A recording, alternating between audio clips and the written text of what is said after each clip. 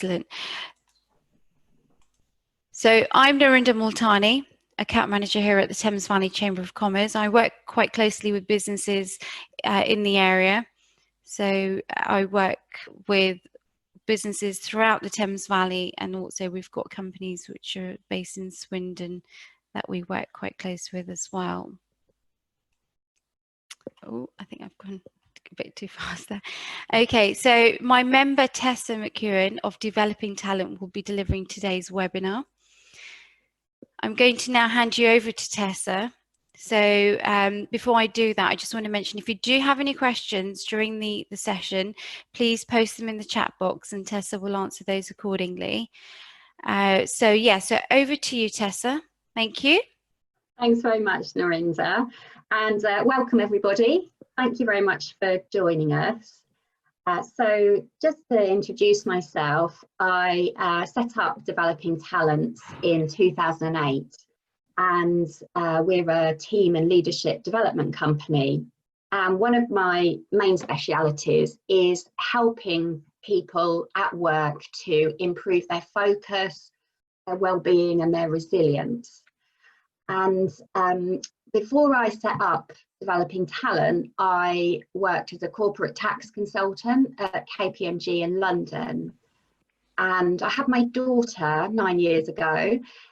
I was really finding it quite difficult to balance busy working life, being a mum and various other responsibilities. So I started exploring different mental fitness techniques for myself, and found some things that were really, really powerful and that I wanted to share with other people. So now I run mental fitness coaching programs through the business, so working with law firms, technology firms, to help people improve their resilience and well-being, and really take control of their emotional, psychological well-being.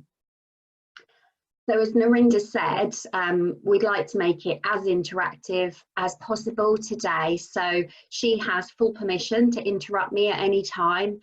Please do put any questions in the chat box, but also I'll be posing various questions throughout. So please do type in a couple of words just to give me a bit of feedback and your thoughts.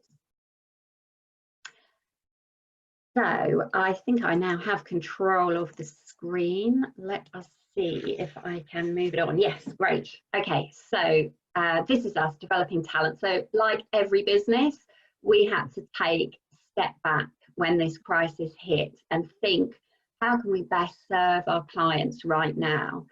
And we focused on three main areas, which is leading and motivating remote-based teams, which we've got lots of experience in, leading through change and uncertainty, and taking control of your mental fitness, which is obviously what we're speaking about today.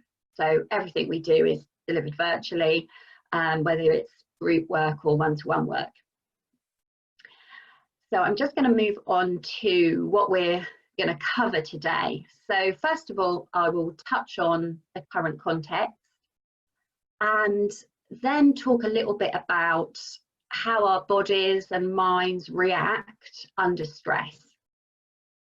We'll also look at how it is possible to reframe stress and think about it differently, which can have a big impact on your well-being. We'll then talk about how you can move into strategic recovery when you are feeling overwhelmed, anxious, whatever it is, how you can deliberately move into a place of recovery to refocus and rebalance. And specifically, I'm going to run through 5 techniques to help you manage overwhelm, build resilience, and we'll be trying some of these techniques out. So this session is a bit of a mix of theory and also lots of practice. So I hope you enjoy it. Before we look at the main bulk of the session, I just wanted to sort of put it in context. So thinking about what the last couple of months have been like, we went into lockdown in the UK on the 23rd of March, and up until the 11th of May, that was 7 weeks of lockdown. Over the last couple of weeks, we obviously have been experiencing slight easing of the lockdown, and that has brought about a huge amount of change and uncertainty for us all. So what we're going to do now is just put up a poll to ask a couple of questions. And what I'm really interested to know is, how are you feeling at this point in COVID-19? And how do you view stress? So Narinder, if we could put up the first poll now, please, that would be great. Yes, of course, yeah. And I would like you to just vote on those 2 questions. So Narinder, my poll says hosts and panelists cannot vote. So I don't know, is it turned on? Yes, it's not on. It's actually on. It says it's in progress. And okay. Yep, they're coming through. Yep. Oh, brilliant. Okay. I just have a nasty red message. I'll ignore it. Okay. Can you see? Can you see the? Not yet. So I okay. When I've ended the poll. Yeah. Okay. So we'll give it a few more seconds. Yeah. Brilliant. Okay. Ready? Yep. Should we end that poll? Yeah. There we go. Can you also share the results? Can you Wonderful. Okay, great. Thank you. So how are you currently feeling? So that's really interesting. So we have most people saying that they're feeling good, grateful, optimistic, rolling with the punches, as I've sort of defined it. Some people feeling okay, a bit upset or unsettled, up and down. But seeing positives as well as negatives. So that's great. And it's interesting because I wonder if, we've done this poll 6 weeks ago, how many people would have been in that first category of feeling sort of anxious, disorientated, overwhelmed or disconnected. So, however you are feeling right now, I would say, these are all normal reactions to a stressful situation. And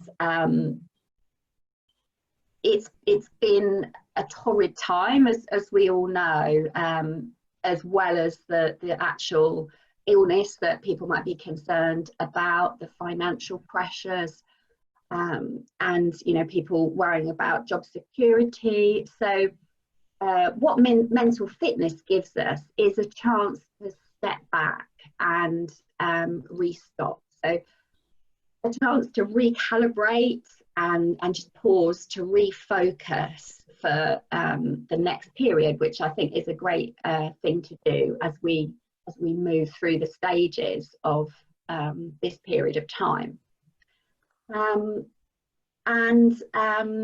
Interesting just as well, getting that feedback about how people view stress. So a lot of people saying they view it as it can be bad for your health, or it is bad for your health. A smaller percentage saying stress can be positive. So we'll come back to that in a moment. So thanks very much for doing that poll, Narinder. No problem. Okay, just get you back on the... Wonderful. Okay, so I think we'll do a practice now. So the first practice is called Stop. And this is a great practice. You can do it anywhere, anytime, and it can be for 10 seconds, or it could be for a few minutes or longer.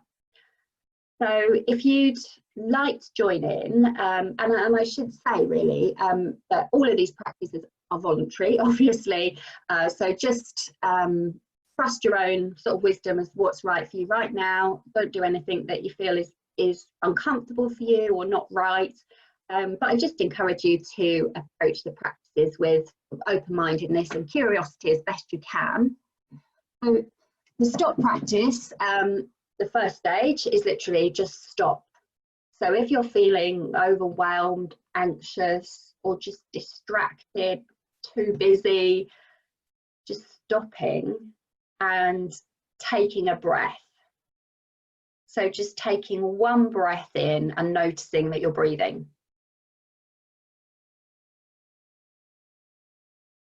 And then the second stage is just to observe what is around right now.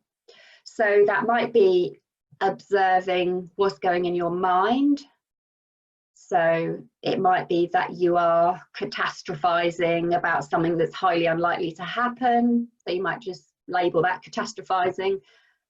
Or it might be that you are feeling exhausted. So you might just notice that. Or you might just notice what's around you. So after you sort of noticed a sense of overwhelm or anxiety or whatever, then observe means just look around you, notice what you can see. So I can see a plant on my desk. If you've got a window, just look out the window, see what's out there. Just observe. And then the final stage, P, is proceed more mindfully. So what this practice is doing, it's just almost giving our brains just a little mini break from all the thinking, because we can get into quite repetitive thinking patterns. So stop, so it stands for stop, take a breath, observe, proceed more mindfully. So I find myself doing that stop practice several times a day, sometimes for a few seconds, sometimes for longer. So I'm going to carry on with the slides now and just explain a bit about our response to threat as human beings.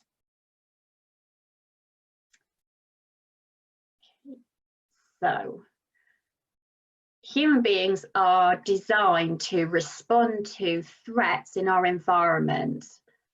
And I put up a picture of a scary wild animal here because this is an ancient response. And it's what has made the human species survive and be successful over millions of years. So our stress response, our threat response is a survival instinct. It's very deep within us, and it is designed to keep us safe. Unfortunately, in our modern environment, a lot of our threats are not as life-threatening as a saber-toothed tiger, but our minds don't know the difference between a real immediate threat to life and having too many emails in our inbox or an impending visit from the mother-in-law who we don't really get on well with. Our minds react in the same way. Threat is here. And what is happening is our fight or flight or freeze response is kicking in. And so that means that we either run away from danger, we try and fight the tiger, or we freeze, we kind of stand still, hope it'll attack the person next to us. So how that transpires in modern life is that we might get angry, we might go very quiet, insular, isolate ourselves, or we might bury our head in the sand and sort of pretend it's not happening, ignore it, worry about it later. And what's actually going on in our brains is a very complex subject, and I will just very briefly and simplistically touch on this. Hopefully there are no neuroscientists out there who well, feel free to correct me, but there are four main areas of the brain highlighted on this slide, and I like this slide because it is from the Mindfulness in Schools project. It's designed for 7 to 11-year-olds to understand, and so we have the prefrontal cortex. This is the part of our brain that makes us uniquely human. So it's our ability to make complex decisions. We also have the amygdala. That's our fight or flight center, which helps to keep us safe. So what happens when we feel threatened is our amygdala kicks in and it sort of takes over the more logical prefrontal cortex. And the amygdala's reaction is quick and dirty. So if you are walking down the street and you see a bus coming, you're about to get run over, your amygdala will make you propel yourself onto the pavement, you know, before you even have time to think. So that's great for survival situations, but when the danger is not so imminent, it has its drawbacks. So it's a sort of rough and ready approach, and we don't have access to some of our higher level abilities. So we also have highlighted there the hippocampus, which is a part of the brain that's involved in learning and memory. And it is very difficult for the hippocampus to work when the amygdala, the fight or flight center of the brain, is online. It's really, really difficult to learn. And the insula is part of the brain related to how we build relationships, show empathy with other people, and how we become aware of how we are feeling as well. So we'll come back to that.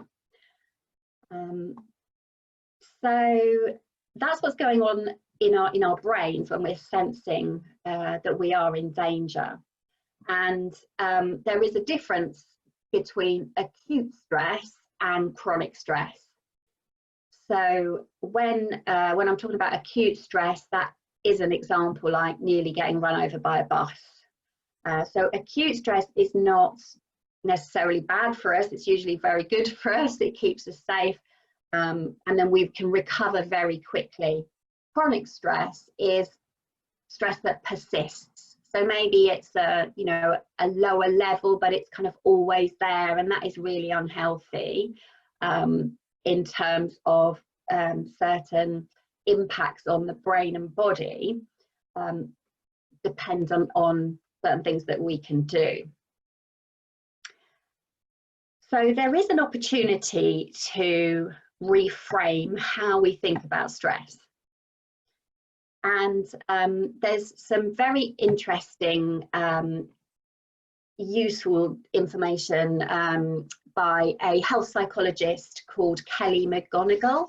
And she says that when you choose to view your stress response as helpful, you can create the biology of courage.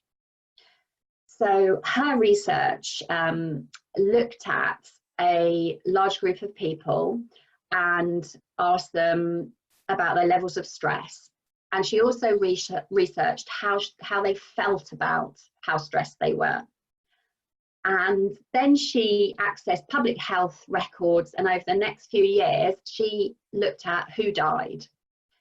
And correlating that information, her study showed that the people who are most likely to die were more stressed, but they also believed that stress was harmful to their health.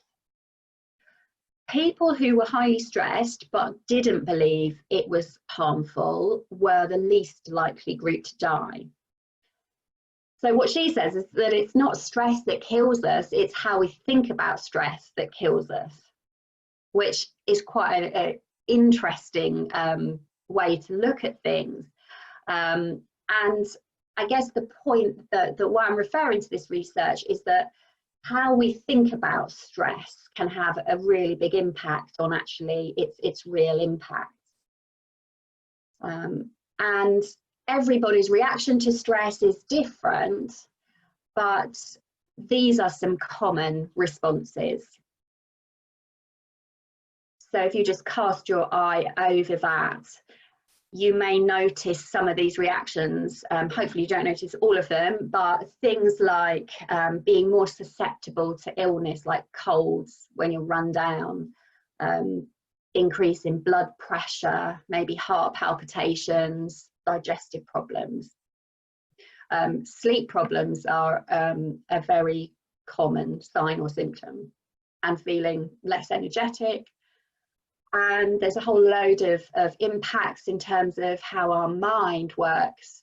but sort of common signs and symptoms, I know for myself, I certainly can more easily slip into negative thinking patterns. I can become irritable and, you know, get annoyed with people more quickly, particularly family members. I can feel quite anxious, overwhelmed. Other people under stress can get angry, and often people find it harder to concentrate, so we can lose our focus, and we can also find that our self-esteem is impacted. We just don't feel so good about ourselves. We can become demoralized, demotivated, and have difficulty making decisions. In terms of our behaviour, so things like increasing alcohol, drug use, changes to eating patterns, maybe reduce social contact, isolating ourselves. So what is a really good idea is to become more aware of your own stress response. So you may well be aware of some pretty obvious signs and symptoms, but the next time you're feeling under pressure and stressed, just see if you can notice where in your body you feel that, and what are sort of typical thinking patterns. What do you have an urge to do? So do you feel your hand going for the fridge handle to pull it open and get a glass of wine? So I know for myself, like lower back pain is a sign of stress, and also toothache. So I went to the doctor, the dentist recently, because I had this persistent toothache over a few months. So it would kind of come and go. And the dentist said, it's because you grind your teeth when you're stressed. So now that's a sign. And these things can be warning signs that give you an earlier indication that you need to slow down and take positive action before things get so bad that your body ultimately stops you. So, okay, so just a quick question, Tessa. So yeah. does this mean stress can affect the level of engagement and productivity at work, or just even in general? Yeah, yes, definitely. I think some of those responses about our, you know, urge. So I guess for some people, we go into lower levels of motivation. Other people might actually move into sort of overworking, either because we are less productive, or actually because it's a distraction. So Diversion. Yeah. Yeah. Okay, thanks. Great. And if anybody else got questions, please post them in the chat box and Tessa will answer those for you. So yes, thank you. Thanks, Narinda. Great. Yeah, so I just have one other slide with another model on, and this is the stress performance curve. So this looks at the relationship between how stressed we are and our levels of performance. So yeah, fitting in quite nicely with that question, Narinda. What this shows is that we do need some stress to keep ourselves motivated. Otherwise, we're often quite bored. And so we need a little bit of positive stress, which is called eustress, to get us motivated, to get us out of bed in the morning. And there is a peak to the curve where we are focused, productive. Once we start to go over the hill and tipping down into distress, when we're starting to get fatigued, and ultimately that could end in panic attacks, anxiety, depression, burnout. So as we go down that slope, there is another very interesting psychological impact, which is called perceptual narrowing. And what that means is that this sense of motivation and focus, which was really useful for us more to the left of the curve, is overplayed, and we can get tunnel vision. So I don't know if anyone else, you know, can relate to that, but I know certainly when I'm feeling quite overwhelmed, it can be difficult to see the wood from the trees and not see some obvious answers in front of me. So because of that, we need to be more aware of our stress response, and we need to have a sort of proactive plan that we put in place so that we can move and take sensible action when we need to. So I find this model really useful, and I'll run through the model, and then we're going to start moving on to these 5 practical techniques. So I'm quite aware I'm talking at you a lot, but yeah, shortly it will become a lot more practical. So what this model looks at is the relationship between our energy levels and the actions that we take, whether positive or negative. So when we're feeling full of energy and taking positive action to look after ourselves, we are in this state of high performance. So successful people fluctuate between high performance and strategic recovery. And what that means is that when our energy levels drop, we continue to take positive action. So we deliberately do things to look after ourselves.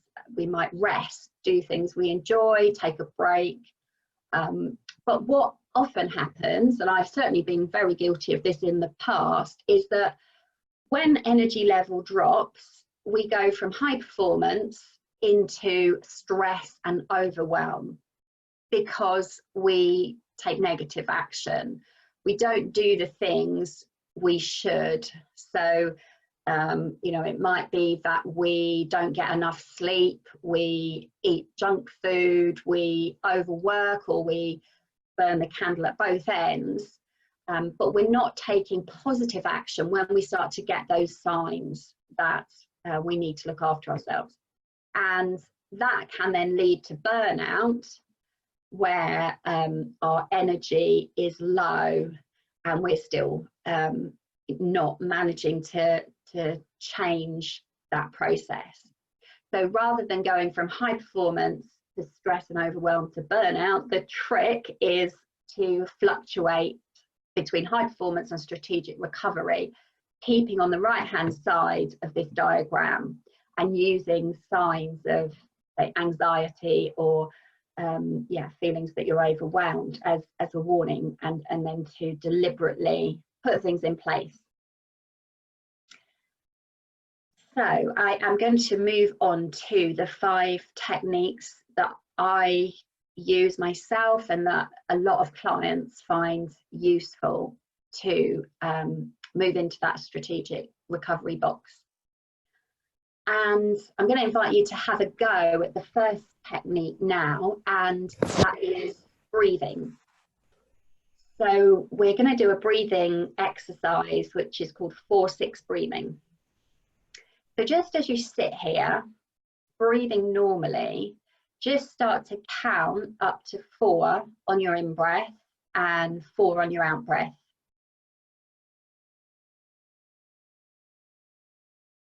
So you're not changing your breathing at all. You're just counting to 4 as you breathe in and counting to 4 as you breathe out.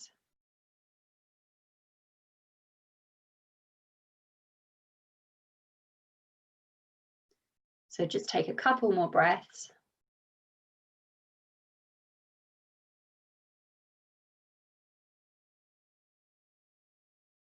And now continuing to count up to 4 on the in-breath, but extending the out-breath by counting to 6.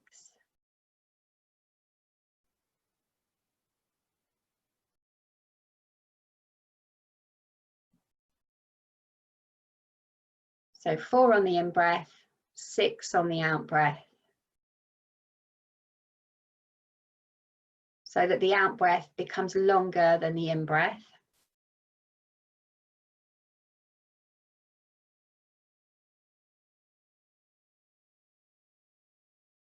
Just taking 3 or 4 more breaths like that.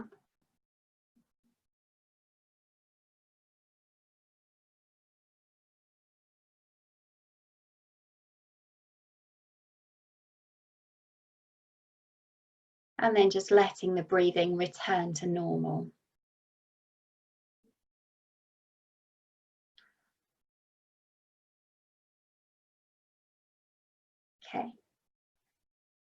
So on the next slide, I'm just going to explain what we were doing in that practice. So we're slowing our breathing, and by doing that, it might have been quite clunky the first time you practice it, but over time, as you practice it, it becomes a bit more natural. And by slowing down your breathing, you're also making yourself breathe more deeply. And when we are breathing slowly and deeply, our body thinks that we are calm.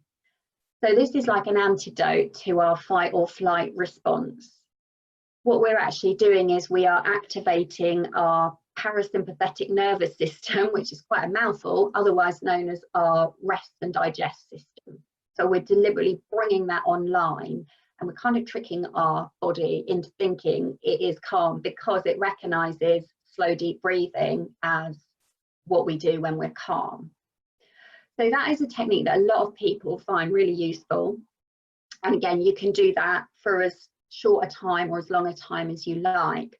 And I think the thing with mental fitness techniques is they don't all work for everybody. So just experiment and have a go and see what works for you. Sorry, Tessa, that was a really good relaxation technique. So are there different breathing techniques for different levels of stress? So people who are anxious or people which are having issues sleeping? Yeah, so with anxiety, sometimes breathing techniques are not the best technique to use. And certainly at the moment, you know, if people have actually had COVID-19, then the breath can be, you know, not a safe place to feel like you want to focus on. So there are other kinds of breathing exercises. So there's something called box breathing, which is where you just sort of count for 3 up the side of an imaginary square and over the top count of 3, and you're kind of breathing in on the side, pausing on the going along, breathing out as you go down, and then pausing, which is another way to calm your breathing. But also singing actually does the same thing. So if you're part of a choir, for example, you take a big breath in and then you sing, exhaling slowly. So it's the same effect. Or I notice reading a bedtime story to my daughter, I quite often take a big breath in and then I speak the words more slowly.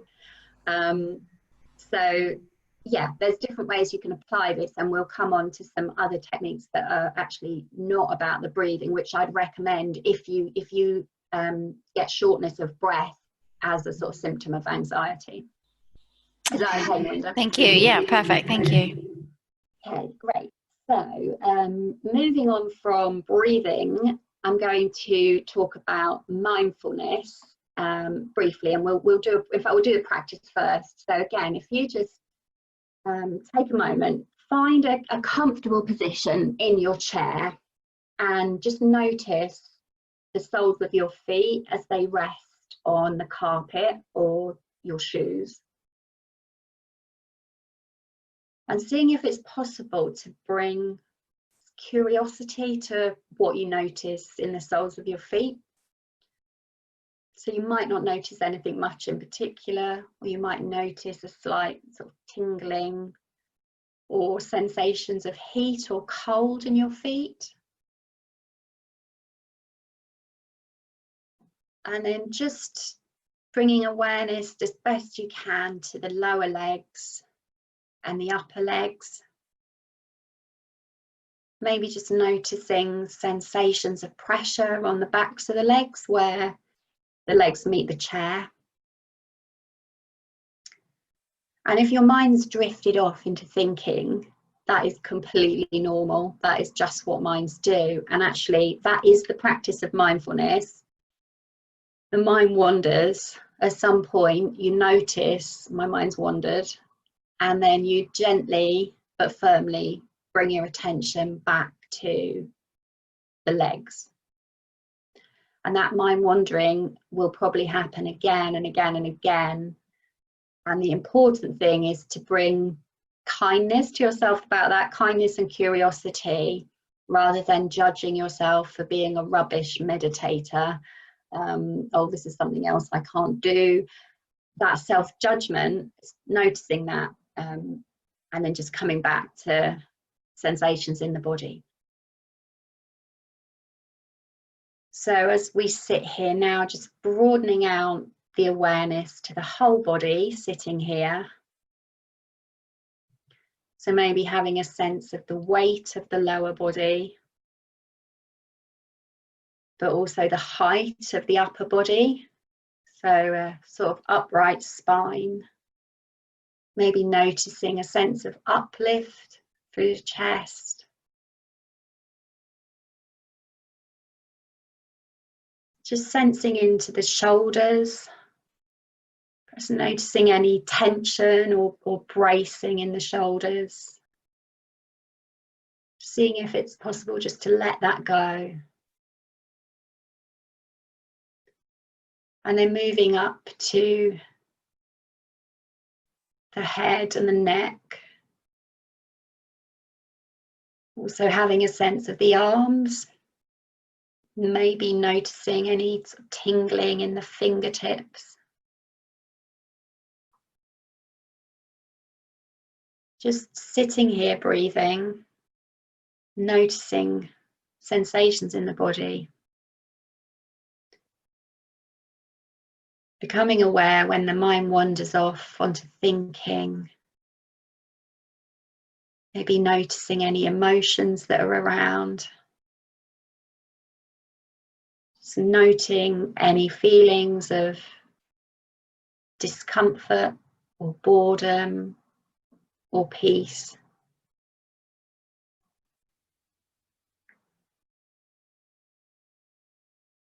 And then just taking 2 more, slightly more deliberate breaths.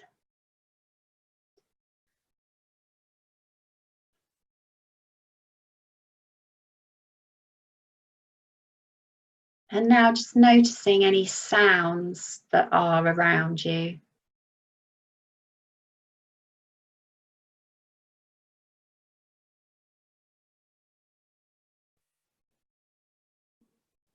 And just as we come to the end of that practice, allowing the eyes to open if they were closed, and just having a bit of a stretch if that feels appropriate. And it would be great actually to get any feedback on that practice. So feel free just to type in the chat box how you found it, just 1 or 2 words. And what is interesting, I think, with mindfulness is the practices can be relaxing. A lot of people find them quite calming, but not necessarily. So sometimes you can notice discomfort that wasn't there before, or annoying thoughts can be with you. And then it's a judgment as to whether you notice that or you decide to focus on something else. But it's all still working. Even if you're noticing negative feelings, you are training your brain, you're programming it to be healthier and happier as you practice. Okay, thank you. Great. So yeah, some people finding it relaxing. So usually a mix of reactions to that practice. We'll move on now. So that's a great practice for training your attention. So if you want to really improve your focus and your ability to manage distraction, then I would recommend doing a 5 or 10 minute mindfulness practice every day. Can really impact your ability to pay attention and focus, as well as be less anxious. So there's a lot of research around mindfulness programs reducing levels of anxiety and depression, so much so actually that it's included in the NICE guidelines as a treatment for recurrent depression sufferers, just as antidepressants are in the NICE guidelines. So just looking at mindfulness then, just moving on a slide. So it's about present moment awareness. So either in meditation, a formal practice that we did just then, but you can equally practice mindfulness in everyday life. So when you have a hot drink, just noticing the feeling in the mug, you know, feeling of warmth, sort of like smelling your drink, tasting it slowly, and just really noticing the different sensations. So it's taking in life through our senses. So that could be when you go for a walk, you know, noticing what you can see and hear. So bringing us sort of out of this repetitive sort of thinking mind and into more a mind of experiencing life through sight, sound, touch, smell, taste, which can really help ground us and help us think more clearly, as well as improving our focus and well-being and performance. So just moving on to number 3 now, which is gratitude. And this is appreciating what is good in our lives and savouring positive experiences. And gratitude is a little bit different to positive thinking. So I think it can often be confused with positive thinking. You don't have to feel anything different when you practice gratitude. We are just noticing nice things around us. So I've got a plant in front of me, so I'm just sort of noticing a flower that is actually really pretty, and appreciating the fact that I've got that here. What would be great is, can I just ask people to put in the chat box, just think about one thing that you appreciate this morning. So it could be something as little as the sun shining, or it could be something bigger, but just something that you are appreciative of in your life. And why gratitude works is human beings are programmed negatively. We have an inbuilt negativity bias to keep us safe. And research shows that we experience negative information, we notice negative experiences 5 times as powerfully as positive ones. So we're trying to redress the balance by deliberately noticing positive things, such as appreciating good things about family or our environment that we maybe take for granted. So I think it's a good opportunity. There may be some real challenges in our lives right now, and it's not to negate that, but gratitude is a way of just enabling our minds to focus more on what is good. So some lovely things coming through on the chat. So noticing birds in the garden, yeah, so seeing them, hearing them, the weather, just feeling happy, appreciating that. And gratitude, practicing it regularly, has significant impacts on our levels of happiness, resilience and confidence. So a way you can do that is before you fall asleep at night, is just bring to mind 3 things from your day that you're grateful for. Even better if you write them down. And what I quite like to do is I do something, a 10-finger gratitude practice. I actually do it with my husband last thing at night. So we take it in turns to say things that we're grateful for in the day. And that has a double benefit really, because it kind of makes you say nice things to your partner deliberately, and then throughout the day you're sort of more aware of things that you might say in the evening. So yeah, that's called the 10-finger gratitude exercise. That's great. I'm a great believer in gratitude, and it is a really good way of just to increase your mental strength. So I think it does, you know, have impact on that. Yeah. Great. Thank you. Okay. So I am briefly going to touch a couple of other tools that are really powerful in terms of helping us to sort of redress this balance, help us refocus. So first of all, we have kindness. And as you might be aware, it's Mental Health Awareness Week this week. And the theme for this year is kindness. because there is a lot of research that shows if we're kind to others, that has great benefits for ourselves. So how I sometimes do this is, if I'm driving and I'm not in a rush to get anywhere, sometimes I just let people out of side roads and I look for cars that I can give right of way to, and it makes me feel happy. So it could be anything, just smiling at people in the streets, giving away free plants to people, whatever it is. And that has a positive impact on our relationships and helps mitigate the effects of stress. And actually part of our stress response, as well as the fight or flight aspect, oxytocin is also released, which is the chemical that makes us seek connection with others. So sometimes called the cuddle hormone, that helps newborn babies and parents bond. And so in times of stress, people are motivated to perhaps share with others or spend time with people. And this can be obviously really difficult right now, particularly if you're isolating alone. So being kind to others is very healthy for us, but also being kind to ourselves is crucial. So self-compassion is the practice of treating yourself like you would a good friend. And I don't know about you, but I can be really mean to myself. We often have an inner critic voice that sort of tells us when things aren't going great, how rubbish we are. So self-compassion is a really good practice, and there's some lovely recordings online you can access by Kristin Neff, one of the founders of the movement of self-compassion in the US. But it's basically bringing kindness to yourself, treating yourself like a best friend, and thinking, what do I actually need right now?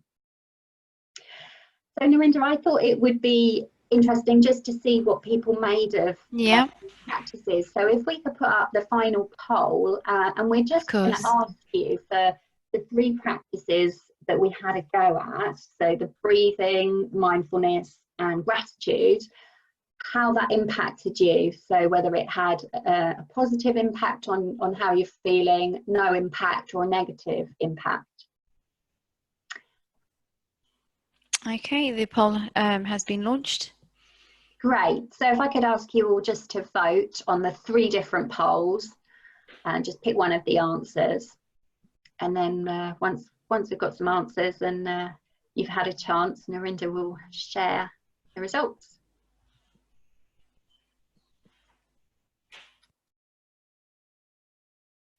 Yeah, they're coming through.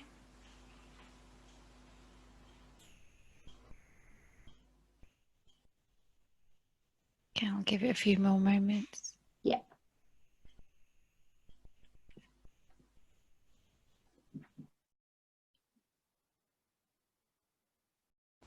Okay, you ready, Tessa, or should we?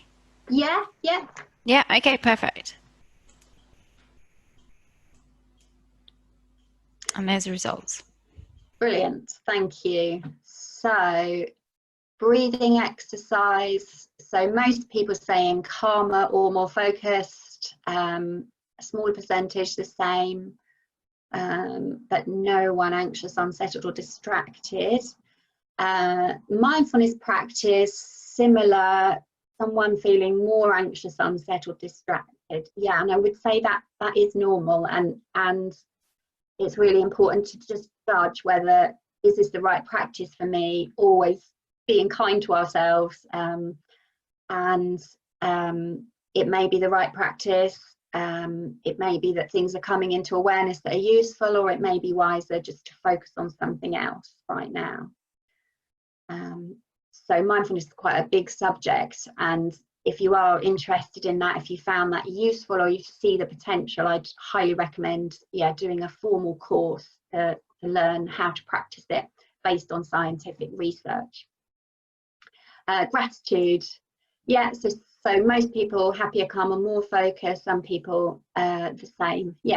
Okay, thank you. So with these practices, it's kind of not you do one practice. It has most benefit when it becomes part of daily life. So the more you practice, the bigger benefit. So we're coming to the end of the session now. So please do type in any other questions that you have. I will just sort of summarise and just share my details as well. So yeah, what we've been looking at is learning your own stress signature. So the importance of being aware of warning signs and using that as an indication that maybe you need to take positive action to move into that strategic recovery mode. We also talked about how it's possible to reframe our relationship to stress and how you can make stress your friend, and the impact of our thoughts having a really positive effect on the impact of stress on our bodies. And I would recommend creating a mental fitness plan. So as well as, you know, those 5 techniques I've shared, this is obviously quite a broad subject. So there's lots that we can do around nutrition and physical exercise and improving sleep, for example. So but having some sort of plan in writing, ideally, of what you need to be doing to best take care of yourself, so that you can take a step back, regroup, refocus, and recharge when you need to. Yeah, what I do is run coaching programs and workshops for teams in organizations to learn some of these mental fitness techniques and explore what works for them, so that they can sort of tailor an approach. And so I working at the moment with a law firm, for example, positioning this very much around protecting ourselves to prevent future mental ill health, but also to make us better at our jobs, because these techniques help us to think more clearly, and that's got to be a good thing in the workplace. So I put up my contact details there, so please do get in touch if you would like to chat, or if I can help with anything. I've put up my website and yeah, LinkedIn address. So yeah, Narinda, back to you. Fantastic. Yeah. Thank you very much. You've really educated us well today on mental fitness and highlighting the 5 techniques to refocus and recharge. It's a really hot topic that you've touched on and delivered today, especially during Mental Health Awareness Week and in the current situation of COVID-19. So thank you so much for that. It's been very engaging and educational. So the webinar has been recorded, as I mentioned at the beginning, so you can listen to it again, and you can also share the link via the Chamber webinar library, so you can share that amongst your network. So that's great. So appreciate that. Thank you very much. Okay, so I'll come back to you, Tess. I'm just going to move over to the next slide. Okay.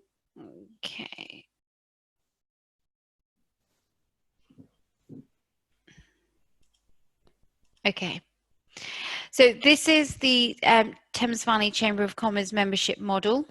It shows how each tier is designed to attract a business depending on the level of exposure they require, and also the savings that can be made. So there's a massive range of different benefits and services we provide as part of the membership. So please do contact us if you would like to become a member, or if you already are a member and you'd like to engage further, maybe even consider delivering a webinar with us, then please do contact us. So there's the Chamber website at the bottom, and I'll share my contact details in the next slide, or the one after this, so you can contact me. So the current situation of COVID-19. So the Chamber has actually launched a business continuity toolkit, which is aimed at ensuring you've got access to a single portal. So there's lots of information available through our information and guidance hub. So as soon as you go into our website, you'll come across the guidance hub, and you can actually click through that to see what support is available out there. And there's lots of government links in there as well, highlighting support and information that certain businesses may require. Okay, so that's my contact details. That's also Tessa's contact details. She's obviously shared them in the previous slides.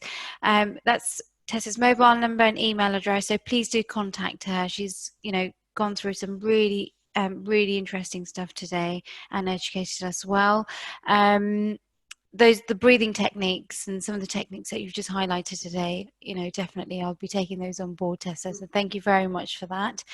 And please do link with Tessa on LinkedIn as well. Tessa, your LinkedIn details, you put them in your, yep, Yes. in that.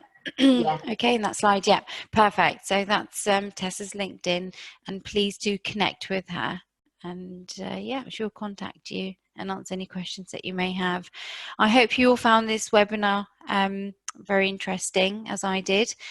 If you could just maybe all just send us a little message in the chat box to get some feedback, to see how it's all gone.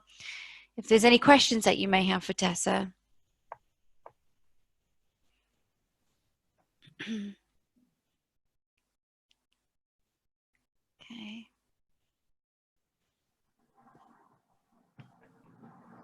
Okay. Oh, here we go. Sarah says thank you. It has been an interesting session this morning.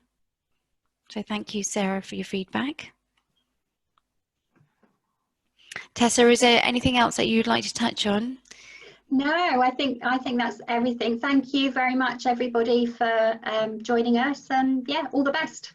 Perfect. Thank you very much, everybody, for listening in, and please do share the webinar link through the Chamber website. So you can access it through the Chamber website. Please do share that with your network and connect with Tessa. So thank you so much, everybody. Thanks. Okay. Thanks. Bye. Bye.